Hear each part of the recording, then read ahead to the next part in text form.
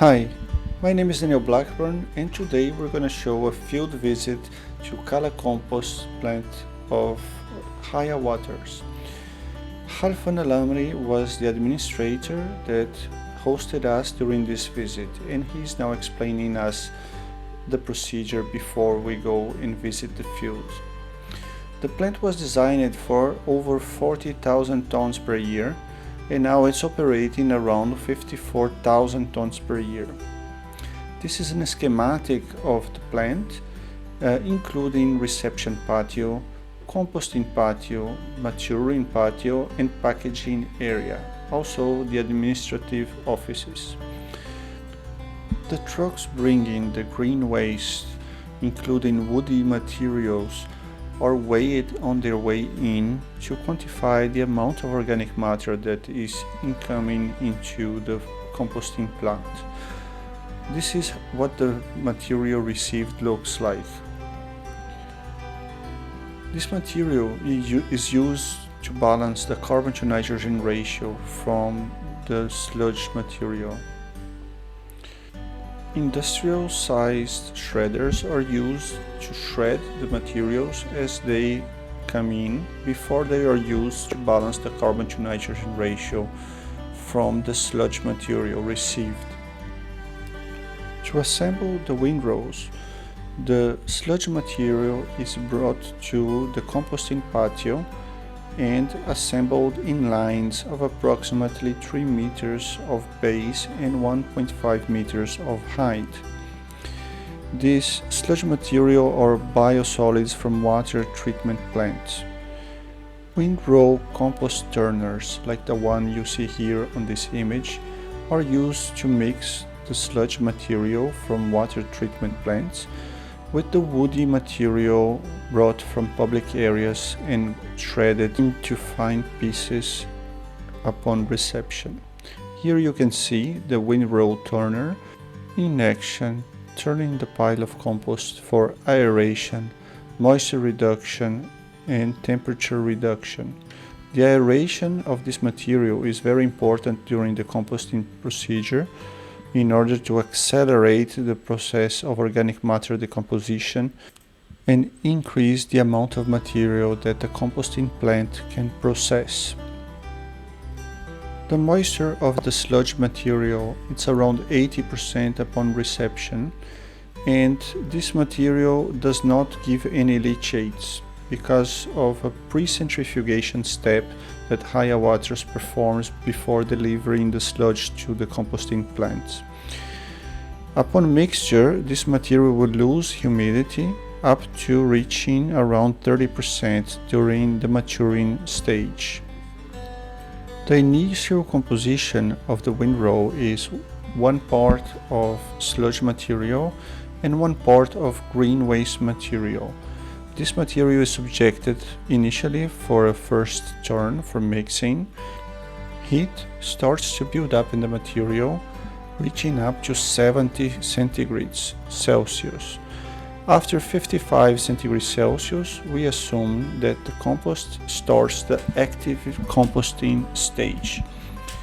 During this stage, the compost must stay over this temperature for at least 15 days, and during these 15 days, at least 5 turns mixing events must be performed.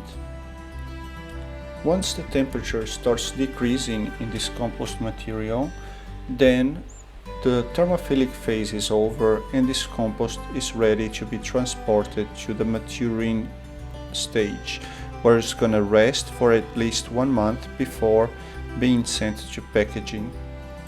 The Kala compost plant receives sludge material from all Oman except from Salalah, but receives only the browns, the plant residues, from Muscat municipality area.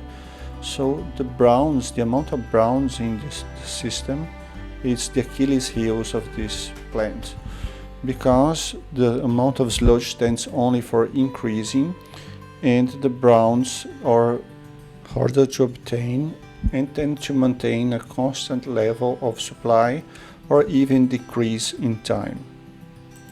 That being said, the amount of sludge received in 2020 was 30% lower than the amount of sludge received in 2019.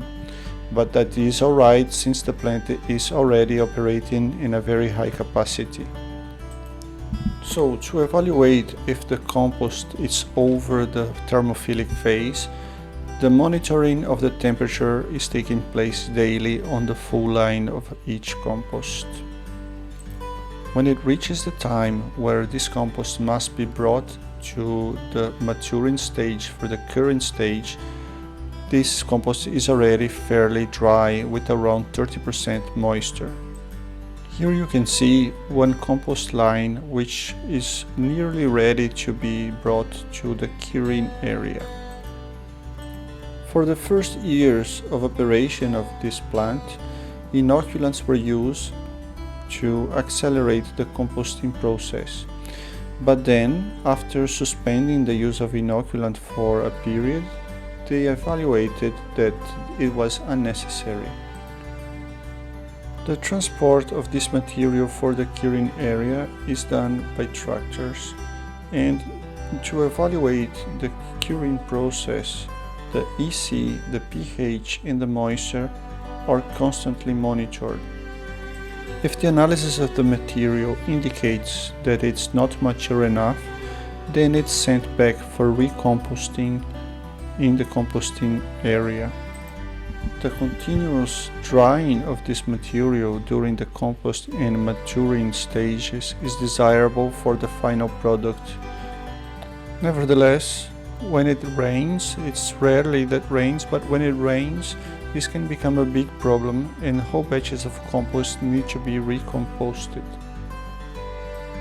You can see in this image the tractors transporting the finished compost from the thermophilic phase up until the maturing patio.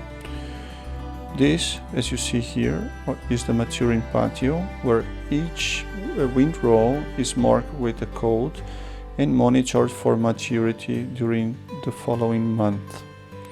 Once the compost is deemed mature based on pH, EC, moisture and temperature, then this compost is sent for the central labs for further analysis of NPK content, microbial analysis for pathogens, heavy metals and other analysis. You can see here the lab facilities present at the composting plants with ovens for drying the soil, thermometers and EC and pH meters for simple analysis of the compost maturity. ICP, pathogens and NPK, carbon to nitrogen are done on the central labs from Haya. You can see EC and pH meter.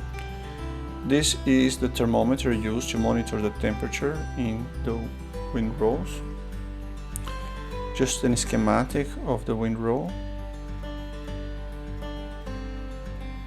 This is a schematic of the process of composting with the thermophilic phase. The full process from reception of material up to packaging. Here is showing the sieving of the material after ready for packaging, the packaging plant, and the transport of the material for sales.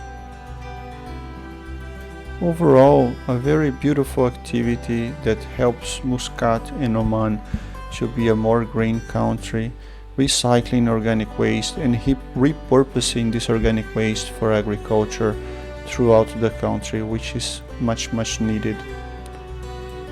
Without this composting plant, over 50,000 tons per year of organic matter useful for agriculture will be lost in landfills.